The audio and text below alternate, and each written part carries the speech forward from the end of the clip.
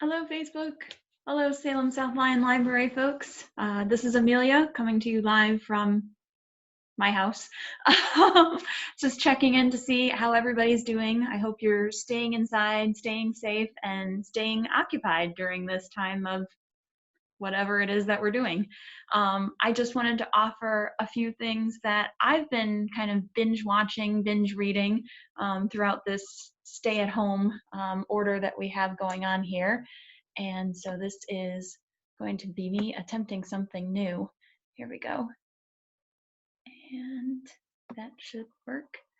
Okay, so the first thing that I have to offer you is, I don't know if anyone here is familiar with all of this, but there is a whole host of webcomics out there. Not just the stuff that we have on Hoopla that we can offer you as a library, but just free comic sites. And the one that I've caught up on that has unfortunately ended, but it does mean that you get the whole story and you don't have to wait for a new post each week, is Gourmet Hound. It's through the Webtoons website. So if you search Webtoons or if you search Gourmet Hound, you can probably get there. If you see up at the very top of my screen, I've got the URL here. But if you just search Google Gourmet Hounds, you should be able to find it. And there are 166 episodes. Basically, it was a weekly comic strip. It got updated once a week, and it tells the story of this young woman named Lucy, who's recently lost her grandmother, who used to run a restaurant and a cooking school, both of which have since closed and been sold. And she's trying to track down the identity of the chef who used to cook at her grandmother's restaurant, and she loved the taste, and she loved just eating that food, and she wants to kind of re-experience what she's lost since she can't re-experience her grandmother.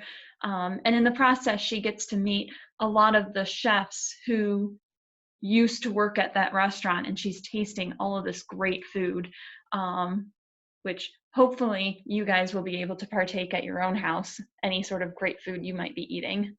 The next one is new by Mitch Albom. It's called The Human Touch. And what Mitch Albom, who's a local, he's, local to Detroit, he is serializing a new work of fiction. So every week, starting last week Friday, so I think that's the 9th of April, he is posting a chapter a week for the next, I think it's 6 or 8 weeks. You can access this through Mitch Albom's website, or you can, again, go Googling Mitch Albom Human Touch. It'll probably come up. He posted on his Facebook about it, and it's 8 chapters over the next 8 weeks. So you can get in on it right now. He has just started. The next one goes live on April 17th. And it is the story, it takes place in a small town in Michigan, because a lot of Mitch Albom's stuff has ties to his Michigan roots. It is 4 families who all live kind of kitty corner to each other. And they've got a great relationship going into the virus kind of pandemic. And I don't know exactly where it's going to go yet, and he doesn't either, because he says in his Facebook video he is still writing it as we speak. So it could evolve, it could change, just like circumstances here can evolve, but it's ultimately a story of friendship, is what I'm told.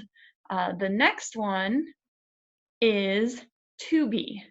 Now, I did not know about this until a friend of mine clued me in. If you can see on the screen, Tobe is free access to both movies and TV shows. So I'm kind of scrolling through some of the stuff I recognize, some of the stuff I don't. If you go all the way down to the bottom, you can see it's different categories. It's very similar to what we have to offer through Canopy in terms of movies and television access. And we actually have access to Acorn TV through our RB Digital account now. So if you haven't tried that out yet, RB Digital just expanded to not just magazines, but also audiobooks and old movies, and even some new stuff too, and some British comedies. So take a look at that. But this is Tobe, so it's TUBITV.com. again, there is a lot of stuff. I mean, you've got big name stuff like Shrek and Mr. Bean. There's a Western category that I think is somewhere down here. And I saw some John Wayne flicks. I was really excited because I used to be a huge Leverage fan. If anyone remembers that television show from like the late 2000s, where it was a group of 5 ex-cons who were like playing Robin Hood and robbing the rich and giving it to the poor. That's on here. I'm starting to binge watch that. And then the other thing that I've already binge watched is Sacred Lies. Now this is, I did not realize Facebook does TV now. What don't they do, right? But you do not need a Facebook account to watch this. You just Google Facebook Sacred Lies, and you can click on the link and watch all 10 episodes in this series. So there's a woman who goes by the name Harper, and she is doing some research on Jane Does that have been found. So women's bodies have turned up, no one knows who they are, and she's one of the ones who tries to solve the unsolved mysteries. She is not really a fan of the cops, and the cops are not really a fan of her. At one point, one of the cops is like, oh, she's just one of those podcast women, and Harper is like, I do not have a podcast. She meets up with this foster teen named Elsie, who is about to age out of the system, and I don't want to give too much away, but it's 10, like I said, 10 episodes. I think they run about 30 to 40 minutes each, and it's something that you can easily get through in a whole day. I hear my dog coming up the stairs right now, so I'm going to pause that before she gets too much into this video. Stop. And I hope that, like I said, it gives you a couple more options on what to read, what to watch, and I look forward to seeing you all in the library whenever we can resume. Thanks so much, guys. I'll see you soon, I hope.